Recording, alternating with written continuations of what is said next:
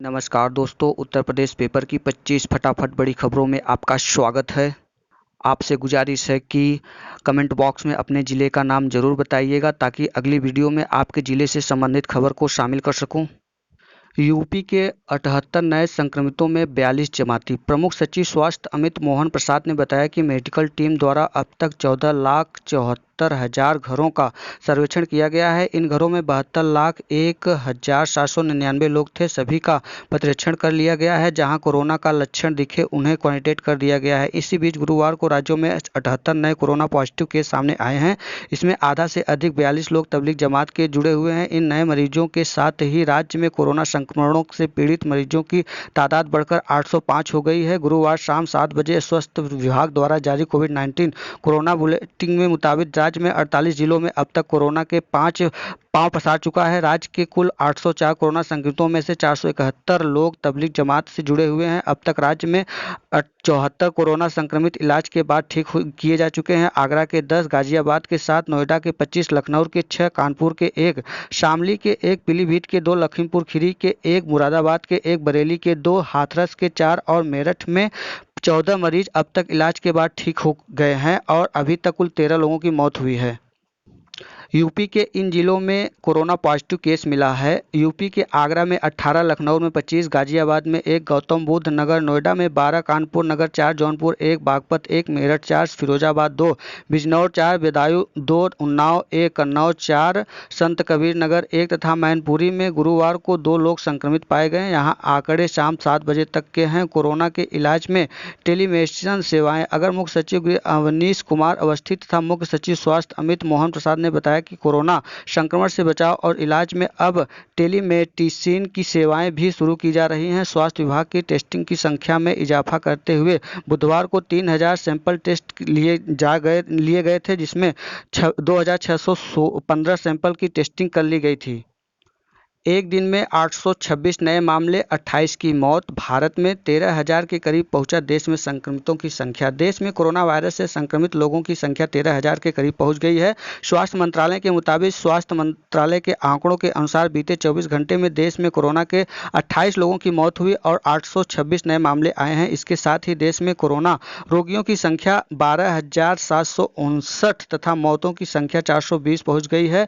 Record लोग स्वस्थ हुए हैं। स्वास्थ्य मंत्रालय ने आंकड़ों के अनुसार अब तक 1,515 लोग स्वस्थ हो चुके हैं। देश में संक्रमितों की स्वस्थ होने का प्रतिशत 12.2% है। पिछले एक दिन में रिकॉर्ड 183 लोग स्वस्थ हुए हैं, जबकि 10,824 लोगों का विभिन्न अस्पतालों में इलाज चल रहा है। महाराष्ट्र एवं दिल्ली में संक्रमण के नए मामलों की कमी से राष्ट्रीय स्तर पर आंकड़ों में कमी का रुझान है। यूपी पूल टेस्टिंग वाला पहला राज्य। उत्तर प्रदेश पूल टेस्टिंग करने वाला देश का पहला राज्य बन गया है। बुधवार से प्रदेश में पूल टेस्टिंग की शुरुआत आगरा के फवर जोर से कर दी गई है। यह जानकारी प्रमुख सचिव स्वास्थ्य अमित मोहन प्रसाद ने दिया है।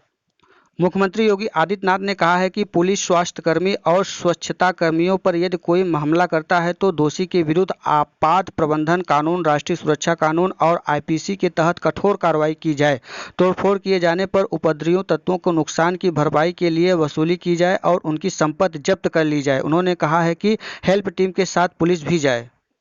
आरोग्य सेतु अपनाने में लखनऊ दूसरे नंबर पर है, जबकि सिद्धार्थनगर पहले नंबर पर है।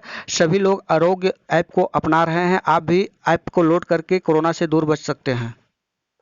उन्नाव में पहला केस, आधा शहर सील। जिले में कोरोना का पहला मरीज मिलने से सनसनी फैल गई है। गुरुवार को लखनऊ मेडिकल कॉलेज में सैंपल जांच में 21 वर्षीय युवक के कोरोना संक्रमण की पुष्टि हुई। सीओ पूर्वा की ओर से सौंपी गई जांच रिपोर्ट में कहा गया है कि संक्रमित युवक जालोर जिले के 2 युवकों समेत 10 लोगों के साथ पूर्वा की एक मस्जिद में ठहरा था। सभी दिल्ली मरकज से जाने की तैयारी में थे, मगर लॉकडाउन की वजह से नहीं जा सके। कोरोना की दवा बेचने में मौलवी गिरफ्तार। कोतवाली पुलिस ने मुस्तफाबाद गांव के एक मौलवी फारूक अली को मस्ताबा बाग बनकर कोरोना की फर्जी दवा बेचने के आरोप में गिरफ्तार कर लिया गया। घटना से पूरे क्षेत्र में हड़कंप मचा हुआ है। लोग तरह तरह की बातें करने लगे हैं। कानपुर में इमाम समेत 4 और संक्रमित। कूली बाजार की ओर से मस्जिदों से क्वारंटाइन किए गए थे। कानपुर में कोरोना पॉजिटिव मरीजों की संख्या पहुंचकर 27 हो चुकी है। केंद्र सरकार ने जूम ऐप को लेकर फिर चेताया। कोरोना संकट से निपटने को लागू लॉकडाउन के बीच एक दूसरे से जुड़ने के लिए वीडियो कॉन्फ्रेंसिंग ऐप जूम के इस्तेमाल को लेकर गृह मंत्रालय ने गुरुवार को एक बार फिर चेताया। मंत्रालय की ओर से आम यूजर और उद्योगों के लिए एक एडवाइस जारी की गई है, जिसमें कहा गया है कि ये ऐप सुरक्षित नहीं है, ऐसे में इसका इस्तेमाल से बचें। मुफ्त डेटा कॉल के लिए याचिका। कोविड महामारी की वजह से देशव्यापी लॉकडाउन के दौरान उपभोक्ताओं को मनोवैज्ञानिक दबाव से मुक्ति दिलाने के लिए उन्हें असीमित मुफ्त फोन कॉल डेटा और डीटीएच सुविधा प्रदान करने के लिए उच्चतम न्यायालय में एक याचिका दायर की गई। याचिका में लॉकडाउन के दौरान लोगों पर पड़ रहे मानसिक दबाव को कम करने के लिए स्वास्थ्य एवं परिवार कल्याण मंत्रालय को उचित कदम उठाने का निर्देश देने का अनुरोध किया गया है। प्रयागराज में कोरोना संदिग्ध की मौत, जांच रिपोर्ट का इंतजार। एसआरएन अस्पताल में गुरुवार रात फिर एक कोरोना संदिग्ध की मौत हो गई है। टीम ने उनका नमूना ले लिया है और कोरोना जांच के लिए मेडिकल कॉलेज भेज दिया है। मृतक के घर वालों को क्वारंटाइन कर दिया गया है। अब उनकी जांच रिपोर्ट का इंतजार है। प्रयागराज कोरोना से जंग जीतने की ओर अग्रसर। दोनों जिलों के पॉजिटिव की रिपोर्ट हुई निगेटिव। प्रयागराज में सभी संदिग्धों की रिपोर्ट निगेटिव आई है। तीसरी जांच के लिए लिया गया 8 का नमूना रिपोर्ट निगेटिव हुई तो घोषित होगा स्वस्थ। फ्लाइट रद्द हुई तो पूरा पैसा वापस। सरकार ने लॉकडाउन के पहले चरण में 3 मई तक की यात्रा के लिए बुक कराए हवाई टिकट पर यात्रियों को 3 सप्ताह में पूरा पैसा लौटाने का निर्देश दिया है। नागरिक उड्डयन मंत्रालय की ओर से गुरुवार को इसके लिए परामर्श जारी कर दिया गया है। अभी तक कंपनियों पैसा लौटाने के बजाय वाउचर दे रहे हैं। प्रदेश में 269 हॉटस्पॉट चिन्हित। अपर मुख्य सचिव गृह अवनीश कुमार अवस्थी ने बताया कि कोरोना वायरस के संक्रमण की दृष्टि से प्रदेश में 3 चरणों में अब तक कुल 269 हॉटस्पॉट चिन्हित किए गए हैं। इस क्षेत्रों में कुल 5397 कोरोना संदिग्ध की क्वारंटाइन किया गया है। कुशीनगर में जमाती खोजने में फेल थानेदार समेत 4 सस्पेंड हो गए हैं। कोरोना को लेकर लापरवाही बरतने पर लेबुआनेसिंग थानेदार समेत 4 पुलिसकर्मियों को एसपी विनोद मिश्रा ने निलंबित कर दिया है। वे पुलिसकर्मियों को जमातियों का पता लगाने में विफल रहे। भारत 55 देशों को देगा हाइड्रोक्सीक्लोरोक्विन। कोरोना के इलाज के लिए भारत में अब तक 55 देशों को हाइड्रोक्सीक्लोरोक्विन दवा उपलब्ध कराने की मंजूरी दी है। पहले सूची में 13 देशों को दवा दिए जाने पर आधिकारिक प्राप्त समिति ने मुहर लगाई थी। दूसरी ओर तीसरी सूची में 42 देशों को मिलाकर कुल 55 देश दवा हासिल करने वाले सूची में शामिल हैं। पहली सूची में शामिल देशों को दवा की खेप काफ़ी हद तक पहुँच चुकी है। सोशल डिस्टेंसिंग नहीं तो सतर्क करेगा ऐप। कोरोना वायरस के संक्रमण से बचाव का एकमात्र रास्ता सोशल डिस्टेंसिंग है। ज़्यादातर लोग इसका पालन भी कर रहे हैं, लेकिन कई बार लोग अनजाने में इसकी अनदेखी कर बैठते हैं। ऐसी स्थिति में बचाने के लिए MNNIT बीटेक कर रहे छात्रों ने एक मोबाइल ऐप तैयार किया है, जिससे सोशल डिस्टेंस की सतर्कता आप नहीं बरत रहे हैं तो ये ऐप खुद सतर्क कर देगा। टीबी, कैंसर व श्वास रोगी संभल कर रहें। कोरोना से संक्रमित होने का सबसे अधिक होता है खतरा। बीमारी की वजह से शरीर की रोग प्रतिरोधक क्षमता होती है कम। जिले के हजारों लोगों को काफ़ी संभल कर रहने की ज़रूरत है। कोरोना वायरस से उन्हें संक्रमण होने का अधिक खतरा है। इनमें वह लोग शामिल हैं जो टीबी, कैंसर व फिर सांस की बीमारी से ग्रस्त हैं। थोड़ी सी लापरवाही होने पर मुश्किलों में पड़ सकते हैं ये लोग।